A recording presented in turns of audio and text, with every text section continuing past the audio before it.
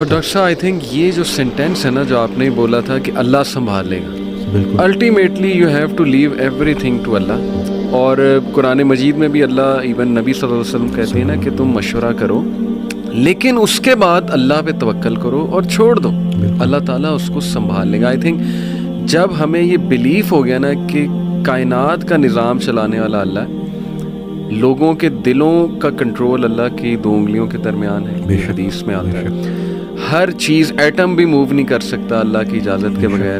اللہ الوکیل ہے جس کا مطلب ہے ڈسپوزر آف افیئرز، تمام افیئرز اللہ نے ڈسپوز آف کرنے ہیں. جو آپ کی زندگی میں ہو رہا ہے یہ آپ توکل رکھیں، یقین رکھیں کہ وہ اللہ کی اجازت سے ہو رہا ہے، اس کا ایک مقصد ہے. بس آپ نے یہ تلاش کرنا ہے بجائے کہ اس غم کو اپنے سر پہ چڑھانے کے.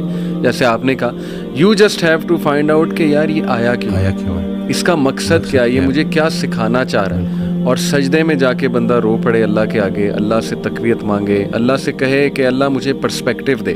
بلکہ میں ایک کوٹ پڑھ رہا تھا، ایون دو ہی از اے نان مسلم رائٹر ہے بہت بڑا، میرے ذہن سے ابھی خیر نام نکل گیا، انہوں نے بڑی کمال کی بات کی.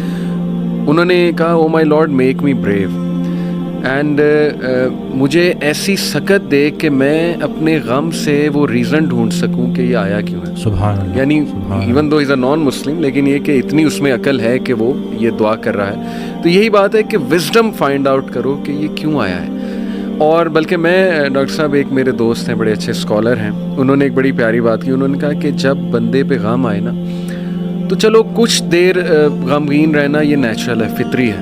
رسول اللہ صلی اللہ علیہ وسلم پہ بڑے غم آئے، حضرت خدیجہ کی جو ڈیتھ تھی وہ اس سے بڑا غم نہیں تھا. The most smiling face did not smile for months, تو اٹس نیچرل اوکے. لیکن وہ رک نہیں گئے، ایسا نہیں تھا کہ وہ آئسولیشن میں چلے گئے، یا ایسا نہیں تھا کہ سارے کام ٹھپ ہو گئے. کیونکہ میرے دوست نے کہا کہ دیکھو جب ہم ٹھپ ہو جاتے ہیں نا یہ پیسو شکوہ ہے اللہ سے. اتنی تو ہمت نہیں زبانی رب سے شکایت کریں، لیکن یہ کہ ہم ٹھپ ہو کے دکھاتے ہیں کہ جی بس میں تو راضی نہیں آپ کی رضا میں، انڈائریکٹلی تو ہم یہی کہہ رہے ہیں. انہوں نے کہا جو لوگ غم میں کھڑے ہو جاتے ہیں نا ان کا دل نہیں کر رہا صبح اٹھنے کا، بستر پہ پڑے رہتے ہیں. آئی ایم شیور آپ بھی ایسی کنڈیشن سے گزرے ہیں کہ اٹھنے کا دل ہی نہیں کرتا، ہمت ہی نہیں کہ جی بندے کا دل کرتا ہے میں سویا رہوں، ریالٹی میں آؤں ہی نہ، مطلب ریالٹی از سو بیڈ. لیکن اس وقت جو اٹھ جاتا ہے نا یقین کریں، جو ہمت پکڑتا ہے اللہ کا نام لیتا ہے، آئی تھنک یہ اللہ کو وہ یہ میسج دے رہا ہے کہ اللہ میں راضی ہوں، بالکل. بس اب آپ چلائیں مجھے. اور صبر بھی، بلکہ میرے پاس پیشنٹ آئے تو میں ان کی میں نے کہا آپ نے صبر کرنا ہے، تو کہتے کر رہا ہوں نا. میں نے کہا کہ صبر تو ایسے کرنا ہے کہ دوسرا بندہ اپنی پریشانی بھول جائے. صبر ایسے آپ نے ڈیفائن کرنا ہے کہ دوسرا آپ کے پاس آئے اور آپ، کیونکہ یہی صبر ہے. بالکل ایسے. اب آپ کو میں دیکھ رہا ہوں آپ نے اپنے آپ کو چور چور کر دیا. اور باقی ایک اور بات کہ اپنے آنسوؤں کو لوگوں کے سامنے رائے گاہ مت کرنا، کیونکہ ان آنسوؤں کی خریدار رحمت پروردگار ہے، تو ان کے سامنے بہاؤ اور پھر دیکھو کہ کیا ہوتا ہے. اور باقی ایک کویسچن بہت سارے لوگ نا مجھ سے کرتے ہیں انگزائٹی سے ریلیٹڈ کہ ہمیں لگتا ہے کہ ہمارے بعد ہمارے بیوی بچوں کا کیا ہوگا. تو میں یہ کہتا ہوں کہ حضرت کہتے ہیں آڈیو میں کہ جو انسان یہ سوچتا ہے کہ اس کے مرنے کے بعد اس کی بیوی بچوں کا کیا ہوگا، اس کا ایمان نامکمل ہے.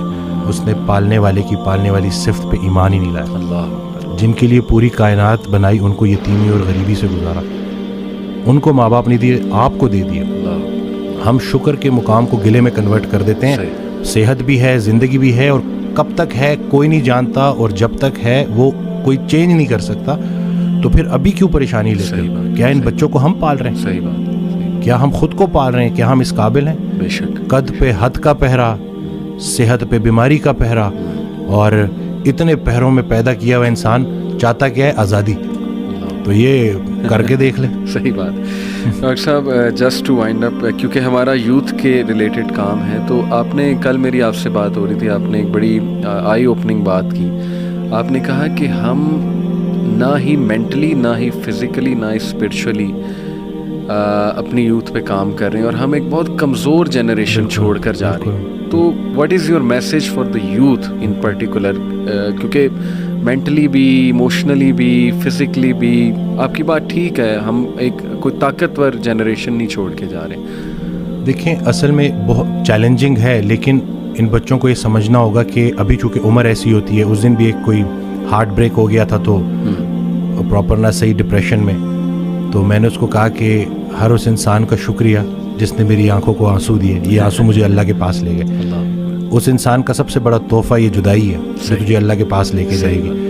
لوگ کیا کرتے ہیں, یہ جو غیر اسلامی تعلقات, اسی طرح سے غیر شرعی چیزیں, یقین جانیں آپ جتنی مرضی دیکھ لیں سکون نہیں ملے گا آپ کو.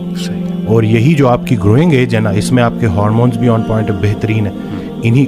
اسی عمر میں آپ نے اسپورٹس میں انڈلج ہونا ہے, آپ نے پراپر طریقے سے ڈائٹ کا خیال رکھنا ہے, اور سب سے بڑھ کر یہی لرننگ ایج ہے, اس میں آپ نے سیکھنا ہے. اور جیسے جیسے آپ ایک قدم بڑھائیں گے اللہ کئی گنا زیادہ آپ کے قریب آتا جائے گا.